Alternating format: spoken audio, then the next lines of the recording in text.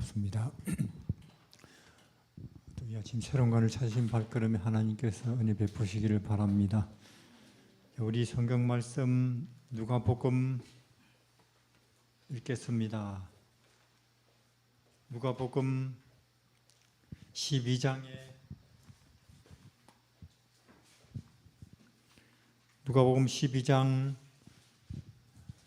13절에 무리 중에 한 사람이 이르되 선생님, 내 형을 명하여 유업을 나와 나누게 하소서 하니, 이르시되 이 사람아, 누가 나를 너희 재판장이나 물건 나누는 자로 세웠느냐 하시고, 저희에게 이르시되 삼가 모든 탐심을 물리치라. 사람의 생명이 그 소유에 넉넉한 데 있지 아니하니라. 이에 또 비유로 저희에게 일러 가라사대, 한 부자가 그 밭에 소출이 풍성함에 어느 날 어떤 사람이 예수님에게 와서 아버지가 유산을 남겼는데 형이 다 가로챘습니다. 내 몫이 있는데, 지금 아시다시피 선생님, 예수님은 온 세상이 자타가 인정합니다. 참 하나님의 종이라고, 하나님이 보내신 분이라고, 그렇죠? 그러니까 당신이 가서 우리 형한테 말하면 형이 아마 꼼짝 못할걸요? 그때 예수님 말씀이 네 탐심이 문제다, 그 말이에요. 그러니까 우리가 이 예수 그리스도는 누구냐? 어느 날 예수님이 빌립보 지역에 가서 사람들이 나를 누구라 하더냐? 바른 선생님, 윤리, 도덕 면에서 가장 올바른 길을 말씀하시는 분, 온갖 이야기 다 있죠. 어떤 사람은 건강 회복시켜 주시는 분, 혹은 선한 일, 공평하게 모든 일을 처리하시는 분. 너희들한테는 내가 누구냐 하고 물어요. 우리 오늘 내 자신에게 한번 또 물어봅시다. 예수는 나한테 누구냐 하는 것입니다. 여기서 물론 그분이, 예수님이 이 땅에 우리 인권이라든지 정치적, 사회적, 경제적 정의를 실현하려 오신 분이라고 생각하면 안 된다, 그 말이에요. 그게 이분은 우리의 죽을 수밖에 없는 운명을 무한과 영원 세계로 해방시키려고 오셨지, 그냥 정치적으로, 경제적으로, 심지어 나아가서 그냥 몸의 건강 주러 오신 분이 아니라 그 말이에요, 이분이. 왜? 아무리 정치적으로, 경제적으로, 사회적으로, 건강적으로 잘 돼도 죽으니까. 맞습니까? 죽으면 그걸로 끝이니까. 그래서 그런 것들, 나한테 그런 것들을 해결하기 위해서 나한테 오는데, 그대들이 사람 잘못 봤다고 하는 거예요, 예수님이. 그러나 어느 시대나 그때도 그랬듯이 지금도 우리가 예수 잘못 보고 있는 거예요. 유대인들이 예수 잘못 본 거예요. 왜? 우리를 로마의 박해 가운데서 드디어 건져주실 해방자로 본 거예요. 민족적으로 그렇고, 시대적으로 그렇고, 개인적으로도 그렇게 예수를 본다는 거예요. 우리가 출세하게, 성공하게, 병 고쳐주는, 그리고 인권 내지는 내 잃어버린 평등, 이런 거 찾아주시는 분으로. 예수님은 그렇죠. 만약에 내가 그대의 형과 그대 사이에서 바른 판결을 내려서 그대의 형이 그대의 몫을 준다 치자, 그러면 어떻게 되는 거예요? 그대하고 그대 형은 영원히 뭐가 되는 거예요? 형이 이거 원해서 한 게 아니고 어찌할 수 없는 어떤 힘에 의해서 굴복하는 거잖아요. 그렇죠? 그럼 원수지 형제간에 영원히. 만약에 그대가 아이고 나는 새하늘 새땅 하늘 진리가 있으니까 진리가 주는 해방과 자유가 있으니까 나는 그걸로 됐고 우리 형은 아직도 예수님을 안 믿으니 이 세상에서 뭐 재산이나 많이 갖고 땅이나 많이 가지고 한 자리나 해먹다가 그거라도 있어야 안 되겠나 우리 형은. 맞죠? 그대가 그런 마음을 먹어버리면 형이 어떻게 생각했어요? 아니 우리 동생의 마음속에는 뭐가 있길래 믿는다는 건 도대체 뭐길래 자기 재산을 다 뺏기고도 저렇게 평화롭지 자유롭지 궁금할 거 아니에요. 그렇죠? 그럼 가만 들여다보다가 아니 뭐 굳이 집 몇 채 가지고 내 필요 이상으로 재산 가지고 이거 이 땅에서 잠시 살다가 죽을 게 아니네. 나도 동생 하는 거 한번 배워봐야 되겠다. 그렇게 하면 전도의 문이 열리는 거잖아요. 그렇죠? 그렇다는 거예요, 이게. 그래서 우리도 예수 잘못 보면 안 된다 그 말이에요. 제 말은. 그분을 우리 시대적으로, 교단적으로, 개인적으로. 그러니까 그분은 우리를 잘못 보면 정치적으로, 경제적으로, 사회적으로 이 땅에 정의와 공평과 인권을 실현하러 오신 분이라고 착각할 수 있는데 잘못 본 거예요, 그분을. 그래서 그분은 절대로 성경 처음부터까지 봐도 뭐 정치 개혁에, 사회 개혁에 관여하지 않습니다. 끊임없이 우리 개개인의 마음을 향해서 거듭나라고 해요. 그대가 마음에서 거듭나지 않으면은 그대는 진정한 평화, 행복, 희망을 결국 모른다 하는 거죠. 왜냐? 우리가 평등이라는 게 뭐냐 하면은 자 여기에 예수님이 계시고 난 여기 있습니다. 자, 그러면 우리는 이런 말이죠. 성경에 침례 요한이 외친 기별은 회개하라, 주의 첩경을 평탄케 하라, 높은 산은 낮아지고 골짜기는 메워지고 그렇게 돼 있죠. 자, 보세요.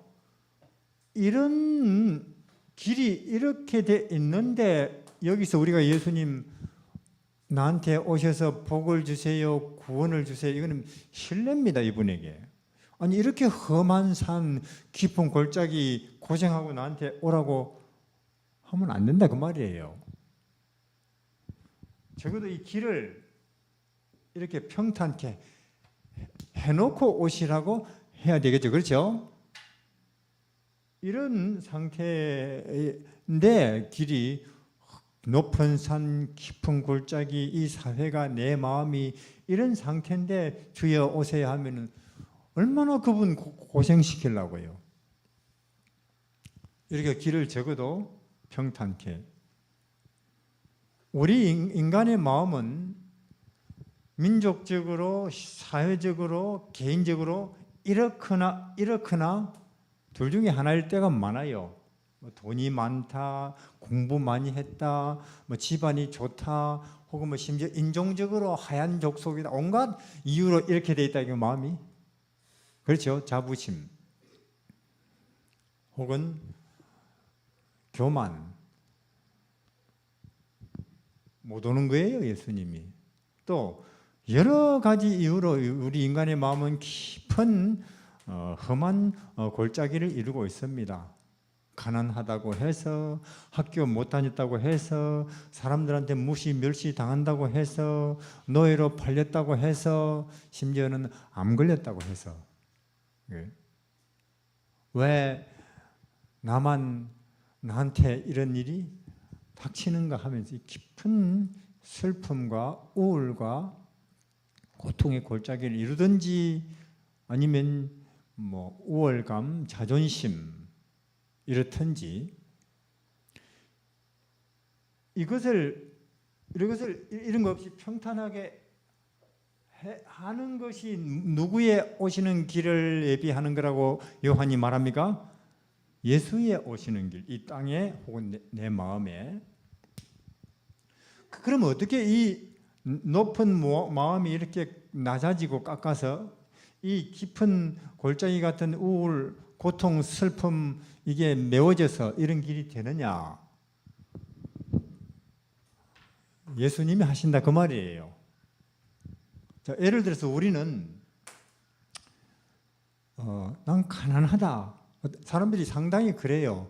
왜 나는 2개밖에 없는데 남들은 200개나 가지고 있는데 난 2개밖에 없지 해서 마음이 우울한 사람 있겠습니까?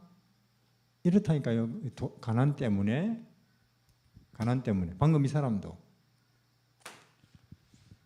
그러고 있는데 나는 2개밖에 남은 20개나 있는데 난 2개밖에 없다고 우울해하고 있는데 예수님은 이 문제를 어떻게 해결하시느냐?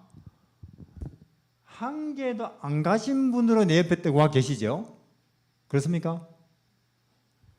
여우도 굴이 있고 공중에 새도 둥지 있는데 인자 나는 온 우주의 소유주지만 난 사실은 머리 들 곳도 없다.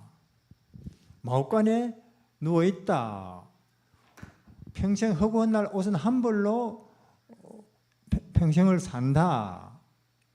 허구한 날 나무 밑에 자고 다리 밑에 자고 나무 헛간에 자고 길에서 이슬에 젖고 산다.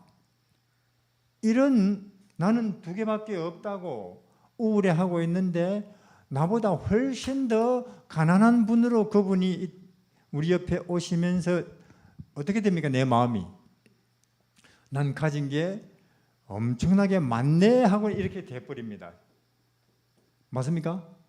이게 예수님이 인간의 문제를 해결하시는 방법이에요. 고린도후서에 그가 부유한 자로서 가난하게 되심은 그의 가난함을 인하여 너희를 부유하게 하려 함이라. 이해하시겠죠? 다시 말해서 이 사과가 크냐 작냐는 판단이 안 됩니다. 보기에 따라서. 그러나 옆에 이게 하나 생겨버리면 이 사과는 큽니까 작습니까? 이게 예수님이 우리를 구원하시는 방법이라니까요. 이 가난 문제를 그래 돈 내 한 보따리 하늘에서 내려주지 할 수 있는 분이죠. 그분이. 왜 그렇게 안 하시는가? 그렇게 해봤자 그 사람에게 좋은 거 없고 그렇다고 그 사람 마음이 안 채워진다고요. 또 우리는 무시당한다고 멸시당한다고 나는 왜 이렇게 허구한 날 사람들한테 인정 못 받고 무시 멸시로 내 인생이 일관하나? 내 인생은 마이너스 인생이다. 마이너스 10. 사회적으로 볼 때 사람들은 이렇게 박수 받고 주목 받고 높임 받고 하는데 나는 마이너스지. 마이너스. 이 평균도 안 된다. 그래서 우울해요. 멸시와 무시당한다고. 그렇게 우울하고 있는데 내가 10점 무시당한다고 만도 더 무시당하는 분으로 누가 내 옆에 서 계신다고요? 왜? 이 십자가는요 수치와 멸시와 모욕의 끝판입니다. 이거는 우리는 사실 무시당할 이유가 있지요. 죄에 있으니까. 죄의 싹은 사망이니까. 무시, 멸시, 고통은 사망으로 가는 코스니까. 그래서 아니 나는 10점 무시, 멸시 인정 못 받는다고 우울해하고 있는데 하나님의 아들은 만도 더 무시당하는 모습으로 내 옆에 떡 서 계신다는 걸 볼 때 아니 10점 무시당한다고 우울해하는 내 모습이 한심하게 생각되죠. 그래서 채워진다니까 이게. 그게 예수 구원이라 그 말이에요. 세상에 하나님의 아들이 매를 맞고 밟히고 사람들은 돌로 서서 얼굴에 침을 뱉고 그랬다네요. 주머니를 뒤집어 씌우고는 주먹을 한 대 있는 대로 치고는 누가 때렸는지 알아맞혀 봐. 선지자라며. 우리는 그런 일 안 당했잖아요. 우리는. 그러니까 제가 막 가만 볼 때 교회 한참 다녀놓고도 우울, 낙심 이런 사람들이 들어있는데 예수 못 믿은 거예요. 마치 예수를 잘못 본 거예요. 어떻게 잘못 보냐? 우리 나라를, 나를, 내 아들, 자식, 딸, 자식을, 혹은 내 몸을 이런 분으로 본다니까요. 그들처럼. 사람 잘못 보면 안 된다 그 말이에요. 예수 잘못 보면은. 여기서 자, 어떤 사람 또 마음이 이렇게 높은 자부심 내지는 우월감 속에서 세월 사는 사람이 있어요. 왜 이럴까요? 돈이 많다고. 돈이. 남은 2개밖에 없는데 자기는 200개나 갖고 있거든요. 그러고 있는데 예수님을 보니까 이 세상에 있는 모든 은행에 있는 돈, 모든 지구상에 있는 부동산, 빌딩, 지구뿐이에요. 목성, 금성, 화성, 태양, 저쪽 은하수, 안드로메다, 오리온 다 누구 거예요? 예수님 거예요. 이사야에 보면은 바다의 모든 물고기가 내 것이고 산림의 모든 짐승들이 내 것이고 내가 너희들 헌금받아고 사는 것 같으냐? 그렇게 돼 있다니까요. 너희들 헌금 가지고 내가 산다고 착각하는데 사실은 바다의 이 세상의 온갖 것들이 내 것이라고. 그래서 나는 200개쯤 있다고 어깨에 힘주고 있는데 2억도 더 가진 분이 내 옆에 딱 등장하면은 200개 가지고 잘난 체 했던 것이 한없이 부끄러워지죠. 이렇게 되는 거예요. 그것이 그냥. 또 어떤 사람은 아는 게 많다고 이렇게 돼 있어요. 남보다 아는 게 많다고. 다른 사람은 서너 개밖에 모르는데 자기는 20개나 알고 있으니까. 그러고 있는데 어느 날 우주 이 끝에서 저 끝까지 영원 전부터 영원 후까지를 다 아시는 분이 등장하지요. 나는 200개 안다고 어깨에 힘주고 있는데 저도 더 아는 분이 등장하면은 요새 흔히 말로 뭐래요? 뭐 깨갱하죠. 그냥 이렇게 된다니까요. 이렇게. 심지어 어떤 사람은 착한 걸로 자부심을 갖고 있더라고요. 착한 거. 남한테 선한 일 많이 하는 것도 자부심 거리가 되는가 봐요. 이게. 그래서 그렇게 안 하는 사람들 하찮게 보고. 그거는 기독교인들 중에 가끔씩 있는 병입니다. 이것이. 혹은 자선 사업 하는 사람들 중에 가끔씩 나타나는 폐단이에요. 나는 선한 일을 허구원날 한다. 저 사람들은 뭐 가뭄에 콩나듯이 하고.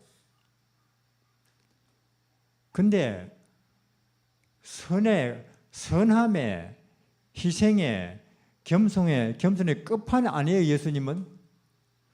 그런 예수님을 보면서 어느 날 니고데모도 난 내가 비교적 선하다고 했는데 더럽기 짝이 없네. 이사야, 다니엘, 요한, 예수님을 살짝 보고도 그들이 하는 말이 내 의는 더러운 옷 같더라. 걸레 같더라. 걸레 같다. 좀 착한 일, 선한 일 한다고 내가 자부심 가졌던 내 자신이 끝없이 부끄럽더라. 그분 앞에 딱 서니까. 자, 그래서 그런 인간의 모든 이런 높아진, 낮아진 이런 것들이 예수라는 분의 존재 앞에서 그냥 이렇게 돼버리죠. 채워지고 깎여서. 그럴 때 누가 오신다고요? 그 길로 예수님이 내 마음에 우리 이 시대에 세상에 오신다 그 말이에요. 이게.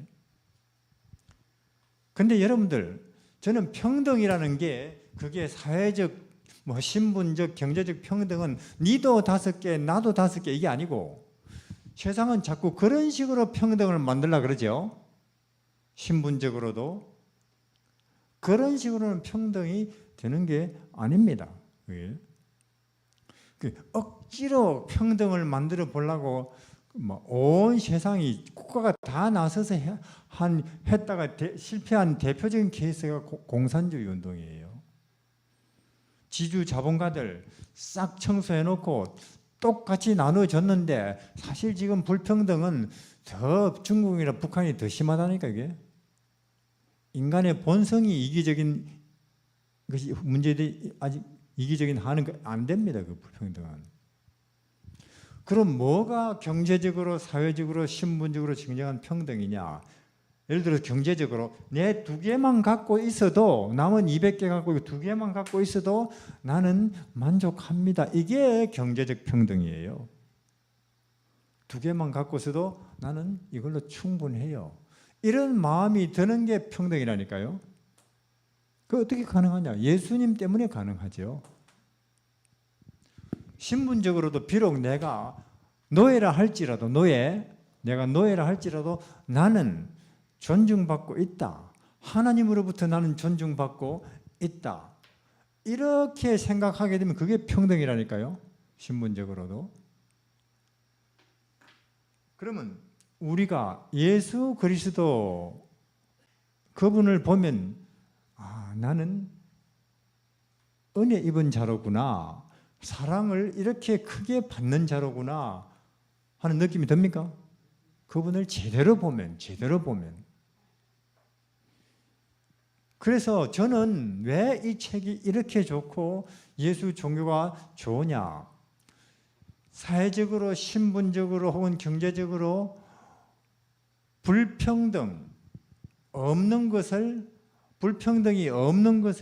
본 게 아니고 불평등 자체가 불가능한 가능성을 봤기 때문이에요. 여기서 신분적, 사회적, 경제적 불평등이 불가능한 사회의 가능성을 본다니까요. 여기서. 그러니까 이 기독교가 이렇게 좋죠. 그럼 지금 여러분들이 보시기에 이 세상이 점점 이렇게, 이 험한 것이 점점 이렇게 낮아져 가고 있는 것 같아요. 점점 불평등이 점점 더 심해지고 있는 것 같아요. 이 시대가 점점 더 국가적으로, 개인적으로 심해지고 있는 걸 우리는 봅니다. 그걸 더 부채질하는 것이 코로나네요. 지금 코로나 사태 때문에요. 일부 소수는 떼돈을 벌고 있어요. 떼돈을. 다수는 굉장히 힘들어지고 있는데, 이거는 무슨 징조라고요? 성경에? 재림의 징조죠. 야고보서에 재림 때는 보라 부한자들아 그렇게 하면서 말세에 너희가 불을 끝없이 가난한 자들의 노동과 땀 흘리는 걸 착취해가지고 쌓고 있네. 하여튼 지금 이 세상은 사회적으로, 정치적으로, 점점 더 경제적으로 불평등이 더 커져가고 있는, 즉 악한 시대, 재림 직전에 아주 나쁜 시대를 보고 있는 거예요. 인류는. 이 뭐냐? 예수님이 곧 오시겠구나. 이해하시겠죠? 그게 큰 징조니까, 야고보서에 있는 말씀처럼. 그러나 우리는, 세상은 그렇다 할지라도 우리는 예수 그리스도 안에서 여기서든지 서울중앙교회든지 혹은 대전 도마동교회든지 우리 기독교 안에서는 불평등이 점점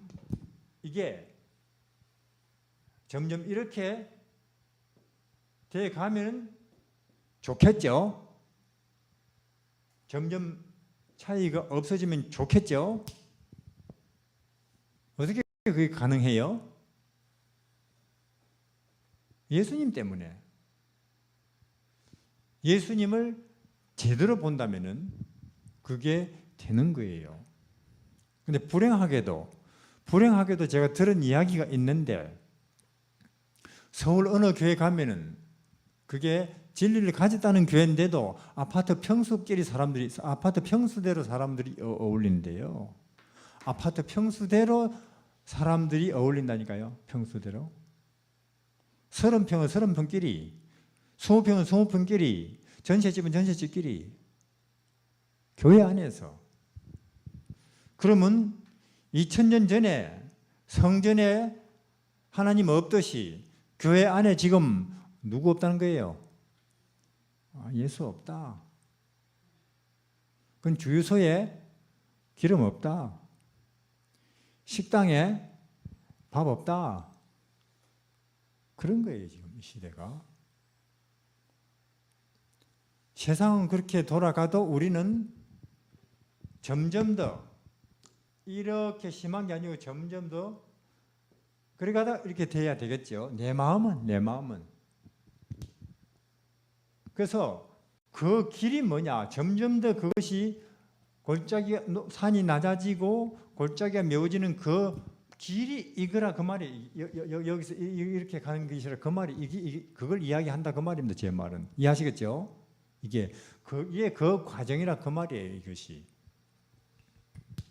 자, 그러면 말씀드렸다시피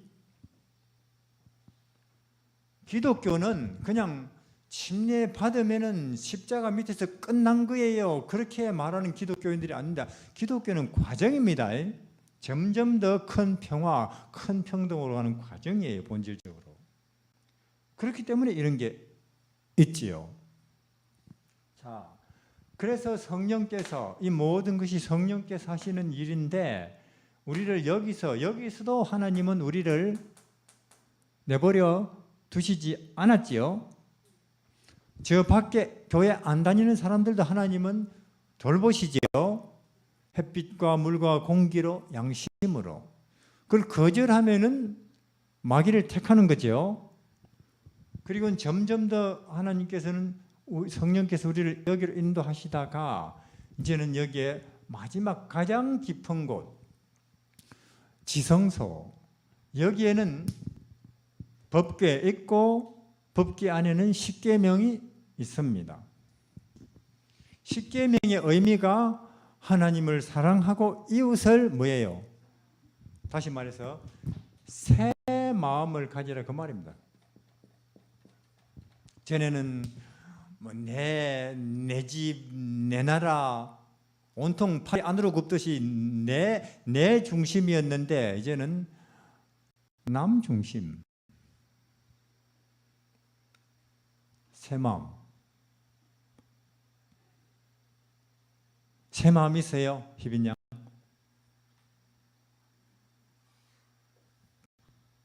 잘 모르겠어요. 큰일 났네. 십계명이 그런 줄 알기나 해라. 아닙니다. 마음이 그래라 그 말이에요. 이거는 그런 거 알아라 그 말이 아니에요. 그게 마음이. 그러면은 이 새 마음은 어디서 오느냐? 예를 들어서 보십시다. 이게 자 우리는 십계명이 좋다는 건 압니다. 그렇죠? 하나님과 남을. 그러나 문제는 우리에게 그럴 능력이 없어요. 그럴 능력이. 그럼 제가 묻겠습니다. 여기 왜 이 중요한 곳에 만나가 들어있겠어요? 만나? 만나라는 말의 뜻이 뭐예요? 이게 뭐냐? 이 만나는 뭐냐면 하나님 백성들이 애굽에 종살이 하다가 가나안으로 가려고 나왔는데 바로 가나안으로 들어간 게 아니고 사막에서 40년 살았죠. 저는 이집트 사막에 있어 보니까 우리 이런 여름하고는 달라요. 풀 한 폭이 없고 햇빛은 망치로 머리를 때리는 것 같아요. 며칠 못 버티겠어요. 거기서 그들이 먹은 양식이 만납니다. 한 번은 아침에 천막 문 열고 나와 보니까 허옇게 새벽에 보니까 깔려있죠. 먹을만 하죠. 뭐 생으로도 맛있고 끓여도 맛있고 볶아도 맛있고 생전 처음이죠. 그래서 이게 뭐예요? 몰라요. 이게 뭡니까? 모릅니다. 이게 뭐지? 온종일 이게 뭐지 하다 보니까 이름이 돼버렸어요. 뭐라고요? 만나. 만나는 이게 뭐지 그 뜻입니다. 이게 뭐지? 그럼 지금도 하늘에서 만나가 내릴까요? 잡숴보셨어요? 저는 지금도 만나가 내린다고 믿는 사람입니다. 저는 침례받고 집에서 쫓겨났죠. 제사 안 지내다고. 우리 집 사람은 시골에서 농사만 허구한 날 짓다가 중학교 1학년밖에 못 마치고 땅 파고 농사 짓다가 연히 어떻게 저를 만나서 우리 집 사람도 빈손, 저도 빈손. 둘이 이제 빈손 둘이 만나니까 시골에 나머지 그 당시 시골에 가면 빈집 많았어요. 거미줄 걷어내고 사는 거예요. 주인한테 대충 허락받고. 주인도 좋죠. 뭐 집 사람 없으면 무너지니까. 뭐 살기 정말 편하대요. 저는 남 농 갈아주고 우리 집 사람은 남은 못 심어주고 밥 매주고 먹을 거 생겨요. 젊은 두 사람이 사상이 같고 방향이 같고 신앙이 같으니까 사막에 던져놔도 살아요. 그게 틀려서 내 집 장만해놓고도 이혼을 해볼까 그러죠. 살리는 것은 참말로 내 장만해놓은 아파트가 아니죠. 내 마음속에, 그대의 마음속에 예수지요. 그렇게 사는데 어느 날 길을 가다가 아이들이 그때 10대 중반 딴짓하고 있어요. 길에. 너 왜 이런 짓 해? 우리는 부모 없어요. 학교 없어요. 우리 집에 가자. 그래 한 명, 두 명 끌어모았는데 나중에 20명 넘었어요. 그 산의 골짜기에. 나중에는 부모 있는 자녀들도 오고 주로 태양 맞거나 구와 도둑질하거나 이런 아이들이 주로 모여들어서 20명이 넘는데 지금 말하자면 그게 대한학교예요. 우리는 오전에는 중고등학교 과정, 오후에는 같이 일하고 검정고시 맞춰주면은 사회에 나가서 이제 딴짓 안 해요. 그걸 한 10년 하는데 한참 먹을 때의 이 친구들. 우리 아이, 어린아이 우리 둘이 있는데 그 당시 분유깡통까지 다 털어먹는다니까요. 항상 배고픈 상태니까. 그때는 지금처럼 뭐 사람들이 도움도 별로 없었고 정부가 보조 이런 거 없습니다. 내일 먹을 게 떨어질 때도 있어요. 내일 먹을. 고구마 정말 많이 먹었습니다. 심어가지고. 그러면 이제 우리 산속에 거기 사는데 우연히 제가 모르는 사람이 이렇게 지나가다가 트럭을 몰고 와서는 여기 식구 많다고 들었습니다. 하고는 쌀을 가져왔다고 한 푸대 두 푸대 내려놓고 가요. 제 모르는 사람이. 그야말로 만나지요. 전 이게 웬 떡이냐? 우리가 뭐 한 달 내내 일해놓고 월급 봉투 받아들고 이게 웬 떡이면 이런 말은 안 하잖아요. 당연한 거지. 그리고 교회는 그게 횡천교회인데 그 산속에서 고개 넘어서 1시간 반 걸어야 화요일 저녁, 금요일 저녁, 토요일 줄 세워서 꼬박꼬박 데리고 다녔습니다. 20명을. 문제는 뭐냐? 지금 이때쯤이 문제예요. 가을이. 저는 어제도 밤길을 걷다가 뱀을 한 마리 잡았는데 이렇게 끈 같은 게 있어서 살짝 우리 시골에 살았겠는데 감이 와요. 보니까 희끄무리 하는데 가까이 보니까 움직이더라고요. 뱀이더라고요. 때려주고 있죠. 근데 뱀들이 가을쯤 되잖아요. 그러면 길에 이렇게 자요. 햇볕이 약간 길이 따뜻하잖아요. 아스팔트. 물리면 밟으면 물리는 거예요. 그래서 우리 집 사람하고 기도를 했죠. 차 필요합니다. 한 일주일 기도하니까 제 친구가 갑자기 전화하더라고요. 야, 내 새 차 샀는데 쓰던 봉고차 줄까 그래요. 이것도 그야말로 웬 떡이냐? 전 처음에 중국 가서 그렇게 살았습니다. 중국 가서도. 다음 달 집세 낼 돈 없어요. 그렇게 1년, 2년 버틴 게 20년입니다. 그러니까 여기 왜 만나가 있느냐 하면 하나님께서 내가 이스라엘 백성 200만 명을 사막에서 40년 동안 미기 살리는데 니하고 니 식구들 못 미기 살리겠느냐? 그러니까 간 크게 하나님 말씀대로 살아보라 그 말이에요. 간 크게 믿는다면은. 그러니까 이런 만나를 주시는 하나님에 대한 믿음이 없는데도 자꾸 십계명 지키라, 이웃을 사랑하라. 그거는 사람들에게 스트레스만 주는 거예요. 그게. 충분히 이런 하나님을 소개해놓고 안식일 지키세요, 이웃을 도와주세요, 걱정 마, 이래야지. 자, 그저께 말씀드린 그 시골 아주머니, 이 사람이 만약에 이런 만나를 주시는 하나님을 알았다면은 당신들이나 거짓말 하시오. 나는 하나님이 계십니다 하고 자기 양심을 돈 몇 푼에 안 팔아먹겠죠? 근데 불행하게도 그 아주머니에게도 그런 하나님이 없었습니다.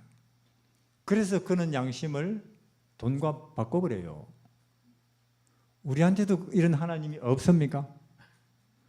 근데 얼마나 지금 이 시대 기독교인들 내지는 우리 재림교인들도 먹고 사는 거 걱정 얼마나 많이 한다고요, 이게. 뭐냐? 안 믿는다 그 말이에요. 그래서 십계명 짐입니다. 안 믿는 사람들은 먹고 살 걱정만 하면 되고 우리는 먹고도 살아야 되고 하나님 말씀대로도 살아야 되는 이중적 짐을 지고 고난의 연기가 모락모락 재림신자들이 생활 속에서 올라가고 있는 거예요. 끊임없이. 믿지 않기 때문에, 믿음이 없기 때문에 이게.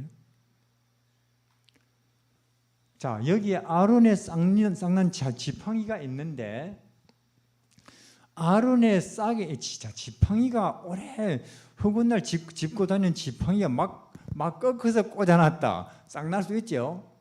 근데 흙은 날 2년, 3년 짚고 다니는 지팡이가 꽂아놓는다고 쌍날 리가 있어요? 근데 여기 싹이 나 있다니까요.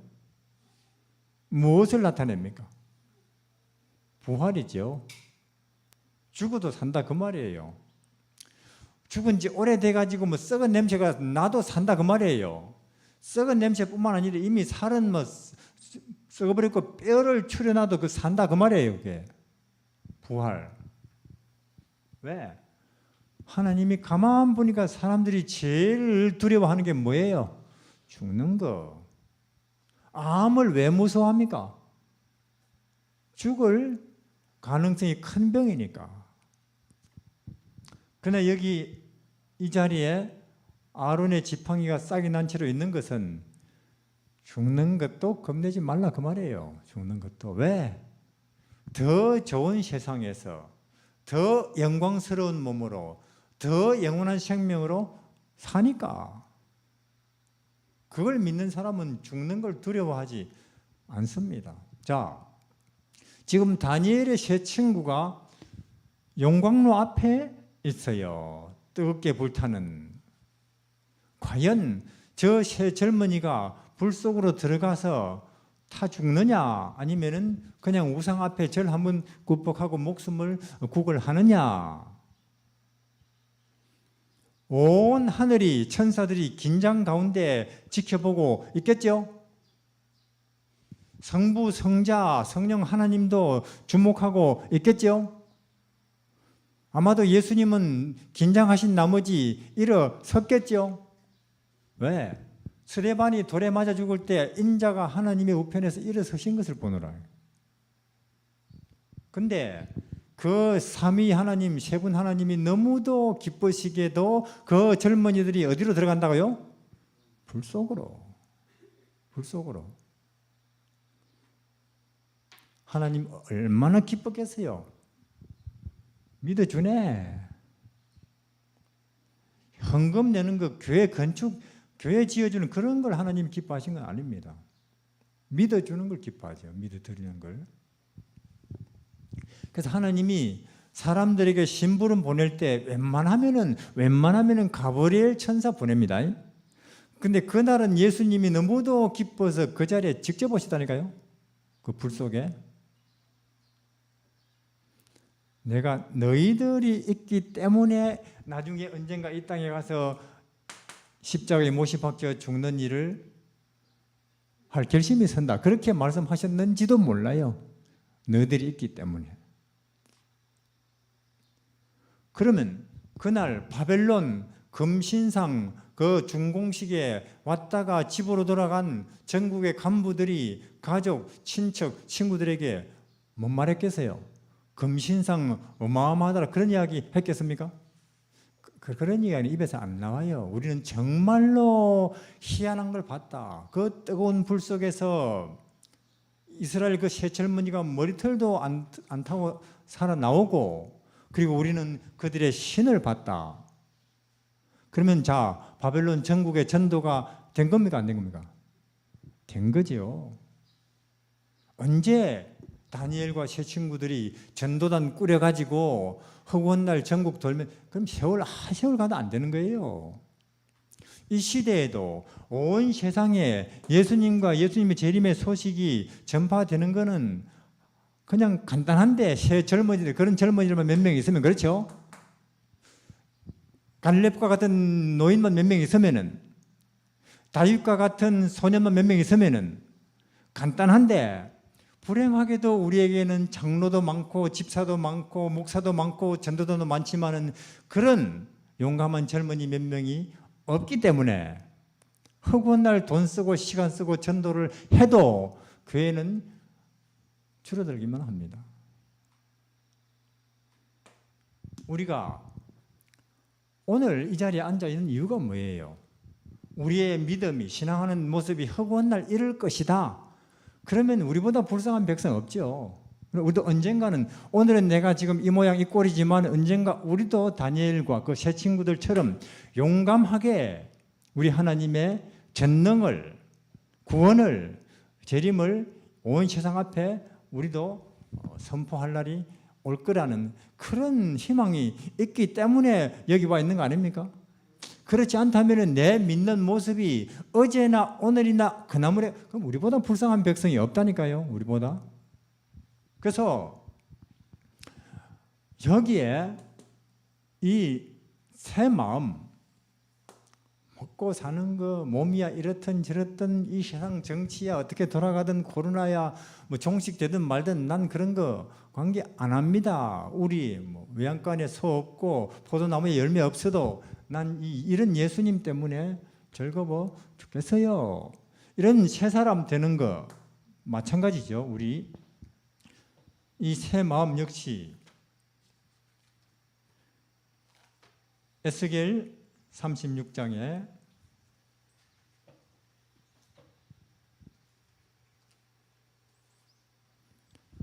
26절에 또 새 영을 너희 속에 두고 새 마음을 너희에게 주되 너희 육신에서 굳은 마음을 제하고 부드러운 마음을 줄 것이며 또 내 신을 너희 속에 두어 너희로 내 율례를 행하게 하리니 너희가 내 규례를 지켜 행할지라. 이렇게 하나님과 이웃을 사랑하는, 만나를 믿는, 죽음도 두려워하지 않는 이 새 마음은 어디에서 오느냐? 이것도 성령께서 임하셔야, 하나님의 영이 내 마음에 임하셔야 된다, 그 말이에요. 그러니까 하나님과 이웃을 아직도 내가 뜨겁게 사랑하지 않는 이 책임은 누구한테 있다고요? 하나님께. 하나님이 나한테 안 만들어 주셔서 그렇지요, 이렇게 말하면 되는 거예요. 마음이 가벼워지죠. 안 만들어 주셔서. 자, 오늘 하여튼 여기에서 여기까지로 볼 때, 성령이 하시는 일을 볼 때, 지금 흔히 이 시대 기독교가 하는 말처럼 당신은 방언하여 못하여 이걸 가지고 성령 받았다 안 받았다 이거 판단하는 것은 해당이 안 되죠, 성경책에. 그런데 온통 기독교가 그걸 가지고 성령 받았다 안 받았다를 떠들고 있다니까요. 그러니까 이 시대 기독교도 전혀 엉뚱한 데 가서 방황하고 있는 거죠. 이 책은 이렇게 말하는데 이 책이 어떻게 말하는지 신경도 안 쓰고, 성령께서는 이렇게 우리를 양심으로 예수를 끊임없이 나타내서 나중에는 예수님 안에까지 들어가게 하는 이것입니다.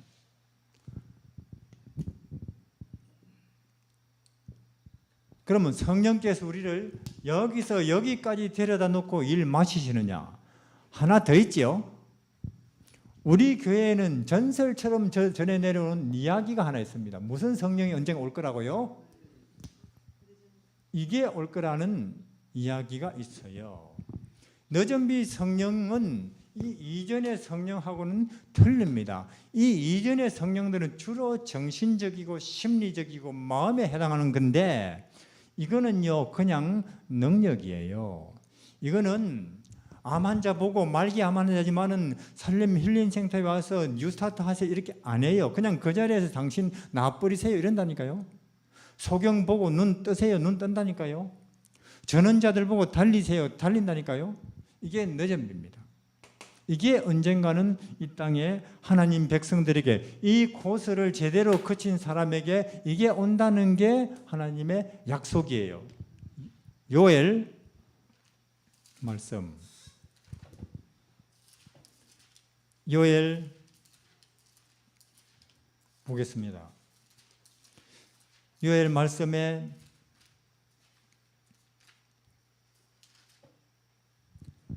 2장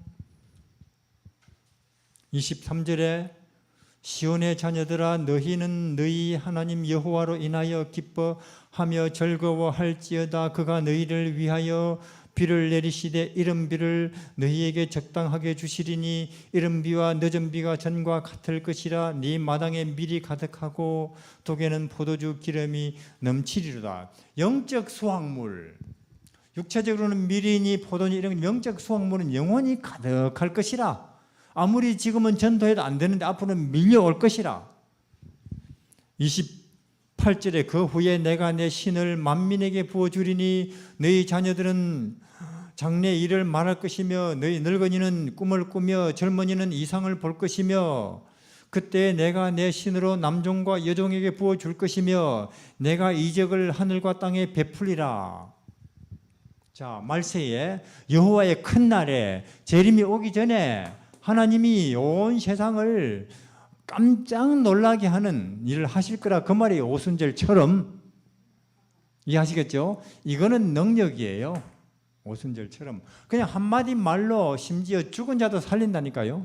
그렇게 한마디 말로 죽은 자를 살리고 병을 고치고 소경을 눈뜨게 하면서 서울 여의도 광장에서 혹은 시장 바닥에서 사람들 모이는 데서 서울역에서 안식일 예수님의 재림을 선포한다면은 온 세상에는 텔레비고 신문이고 뉴스에 정치 경제 코너 이런 거 나오지도 않아요. 온 세상이 안식일이 뭐고 일요일이 뭐냐, 예수 뭐며 재림은 뭐냐, 그걸로 떠들썩할 거라 그 말이에요. 이해하시겠죠? 그렇게 엄청난 일들이 벌어지는데 예수 이름으로, 안식일 이름으로, 재림 이름으로.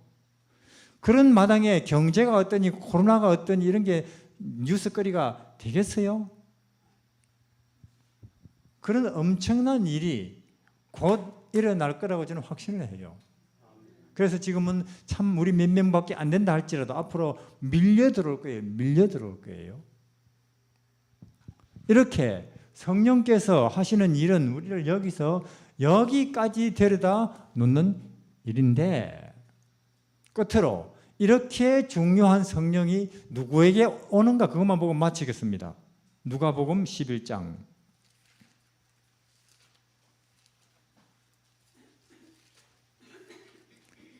누가복음 11장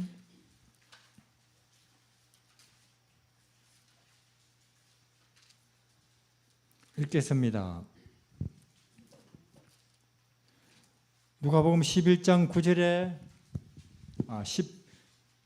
누가복음 11장 10절에 구하는 이마다 받을 것이요 두드리는 이가 찾을 것이요 찾는 이가 찾을 것이요 두드리는 이에게 열릴 것이니라. 너희 중에 아비 된 자 누가 아들이 생선을 달라 하면 생선 대신에 뱀을 주며 알을 달라 하면 전갈을 주겠느냐. 너희가 악할지라도 좋은 것을 자식에게 줄 줄 알거든. 하물며 너희 천부께서 구하는 자에게 무엇을 주신다고요? 그러니까 이 모든 것이 성령께서 하시는 일인데 그 중요한 성령이 누구에게 임한다고요? 구하는 자에게.